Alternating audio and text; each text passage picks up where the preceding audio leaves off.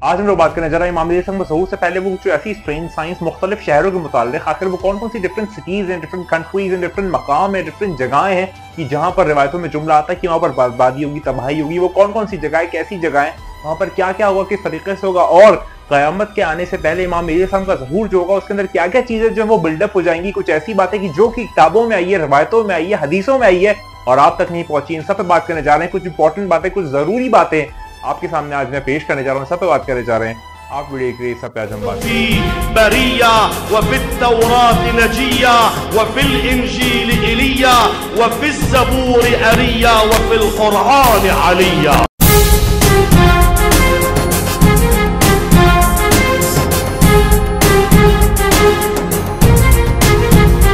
आगाज करते, तो आज हम लोग बात करने जा रहे हैं इमाम का ज़हूर और कुछ शहर जिनके मुतालिक रिवायतों में जुमला आता है कि वहां पर क्या क्या होगा, कैसे होगा, क्या करंट वर्ल्ड सिचुएशन है और वहां पर किस तरीके से मामला जो है वो बनेंगे, अभी वहां पर क्या हो रहा है और रिवायतों में क्या जुमला आ रहा है, क्या ये वही वक्त है कि नहीं है, क्या सिचुएशन है, क्या सिनारियो है, इन सब पे आज हम लोग बात करने जा रहे हैं। तो चलिए बात का आगाज करते हैं, इस आसास के साथ करते हैं कि वो आने वाला है, वो बहुत जल्द आने वाला है। बात का आगाज करते हैं। तो मैं यहाँ पर अलग अलग रिवायात है, अलग अलग मुख्तलिफ रिवायात का मैं एक ब्लेंड बना के आपके सामने पेश कर रहा हूँ, एक स्टोरी लाइन के फॉर्मेशन में, ताकि आपको बेहतर तौर पे समझ में आ पाए कि आखिर रिवायतों में क्या बताया गया है।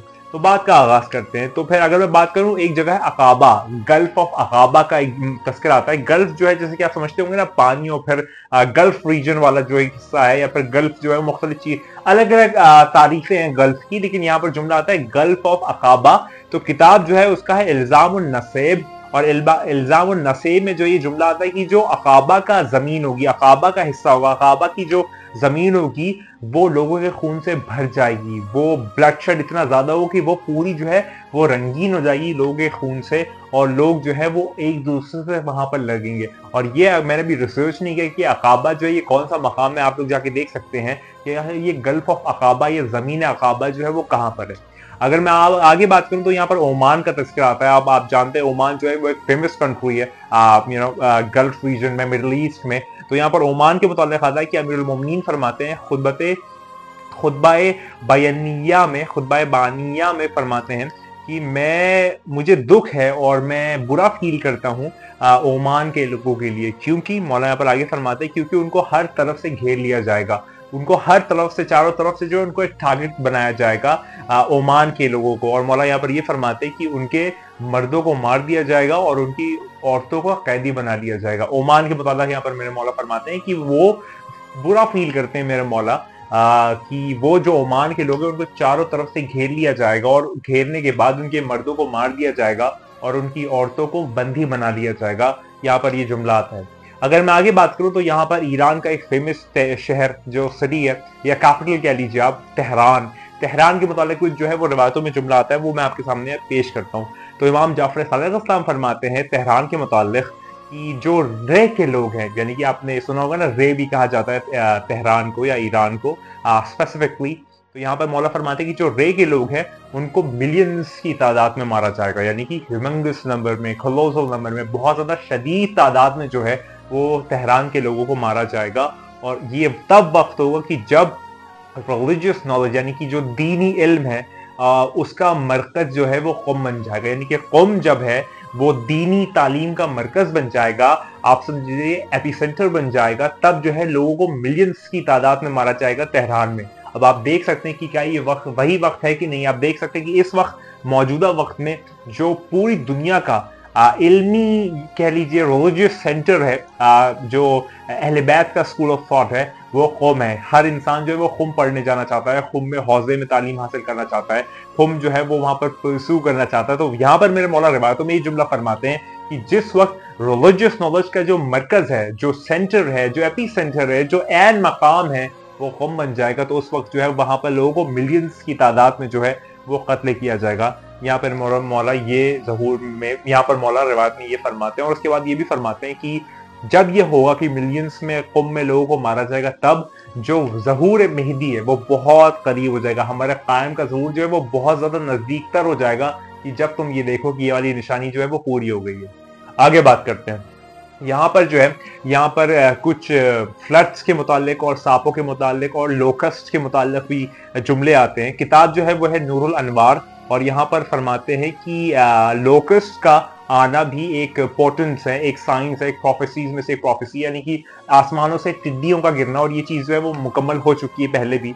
मैंने इस पे एक वीडियो मुकम्मल बनाई थी कि कैसे जो हरम में है वो पूरा जो लोकस्ट या टिड्डियाँ जो है वो पूरी छा गई थी।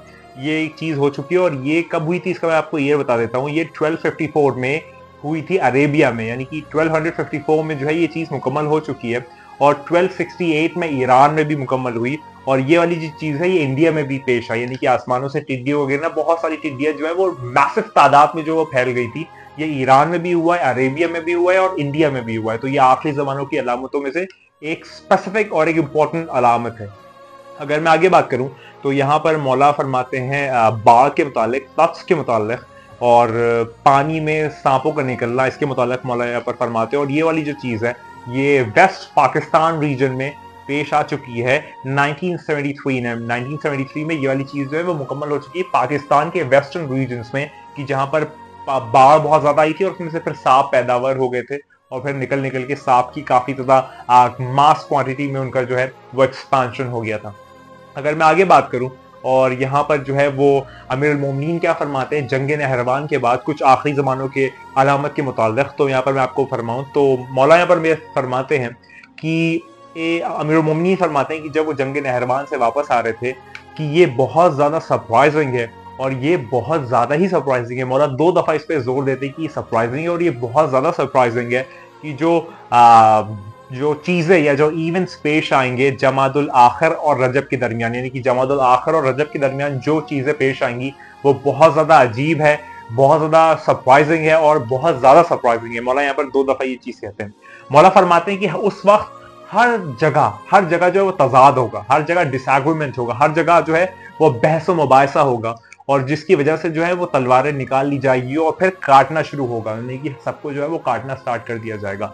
उसके बाद जो है आवाजें और फिर अजीब अजीब आवाजें जो है वो सुनाई देगी। अब मौला यहाँ पर क्या बताना चाह रहे हैं, क्या चीज जो है वो हमको ऐसा आप सिमिलरी या मेटाफर के तौर पर समझाना चाह रहे हैं, ये मौला बेहतर जाने। हम तो सिर्फ फकत अपने छोटी अक्ल के मुताबिक अंदाजे लगा सकते हैं। मौला फरमाते हैं कि फिर तलवारें निकाल ली जाएंगी और फिर मैसिव क्वांटिटी में जो है वो लोगों को मारना स्टार्ट कर दिया जाएगा। और फिर आवाजें और बहुत अजीब अजीब आवाजें जो है वो एक के बाद दूसरे, एक के बाद दीगरे, एक के बाद एक जो है वो आना शुरू होंगी।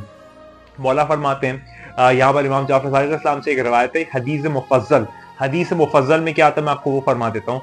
हदीस मुफज्जल में जो है वो इमाम जाफर सादिक अलैहिस्सलाम से मुफज्जल इब्न उमर जो है वो सवाल करते हैं कि ऐ मेरे मौला मुझे बताइए कि ये जो जगह ज़ूरा है ये क्या है। मौला से पूछते हैं कि मौला ये जो जगह ज़ूरा है आखिर ये क्या है, इसके मुताबिक कुछ फरमाए। तो इमाम जाफर सादिक अलैहिस्सलाम फरमाते हैं यहाँ पर कि ये बगदाद है और बगदाद जो है वो खुदा के पनिशमेंट का सेंटर होगा। और यहाँ पर खुदा का जो है वो आप कह लीजिए ना रात जो है वो आएगा। और फिर मौला जो है यहाँ पर थोड़ा सा बताते हैं फोकस करके और कहते हैं कि जर्द रंग के जो फ्लैग्स हैं वो वहाँ लहराए जाएंगे, वहाँ से निकलेंगे, वहाँ लहराए जाएंगे, वहाँ से हरकत करेंगे। और उसके बाद जो है बहुत तरीके के जो झंडे हैं वो वहाँ पर दूर और पास जो है वो वहाँ पर नज़दीक आ जाएंगे, यानी कि मुख्तलिफ झंडे जब येलो फ्लैग्स जो हैं वो बगदाद में लहरा दिए जाएंगे तो फिर मुख्तलिफ रंगों के डिफरेंट कलर्स के डिस्टिंग्विश कलर्स के मुख्तलिफ रंगों के जो फ्लैग्स हैं वो नज़दीक आ जाएंगे, वहीं पर गैदर कर लिए जाएंगे। उसके बाद जो है मौला फरमाते हैं कि जो खुदा का यहाँ पर पनिशमेंट है वो उस पूरे शहर पे जो है वो डिसेंड हो जाएगा, यानी कि खुदा जो है वो फिर पूरे शहर पे जो है वो अपना पनिशमेंट जो है वो भेज देगा। उसके बाद जो है मौला फरमाते हैं कि कुछ ऐसे इवेंट्स जो हैं वो पेश आएंगे कि जो बहुत अजीब और गरीब होंगे। उसके बाद मौला यहाँ पर ये फरमाते हैं, उसके बाद जो है वो मौला फरमाते हैं कि तलवारों के तूफान जो है वो वहाँ पर उठेंगे, तलवारों के तूफान वहाँ पर उठेंगे और शहर जो है वो और ज्यादा जो है वहाँ पर पॉपुलेशन बढ़ती चली जाएगी, यानी कि शहर जो है वो ज्यादा पॉपुलेट होगा, लोगों की तादाद में जो है वो इजाफा होगा। और जैसे जैसे इजाफा होगा ये तुम समझ लेना कि ये आखिरी वक्त की तरफ जा रहा है, यानी कि लास्ट टाइम्स एंड टाइम्स जो है उसकी तरफ जा रहा है, जैसे जैसे लोगों की तादाद में बगदाद में इजाफा हो। और यहाँ पर मौला आगे फरमाते हैं कि ये लोगों के जो खराब काम है उन सब पे जो है वो खुदा का पनिशमेंट, खुदा का अजाब जो है वो आएगा और बर्बादी और मुश्किलात जो है वो आती रहेगी कि जब तक फिर जो है एक सैयद जिसको सैयद हसनी कहते हैं या फिर हसनी, एक नौजवान शख्स जो है वो कज़वीन से उठेगा और दैलम से उठेगा और आर्मी के साथ आएगा सफेद घोड़ों पे।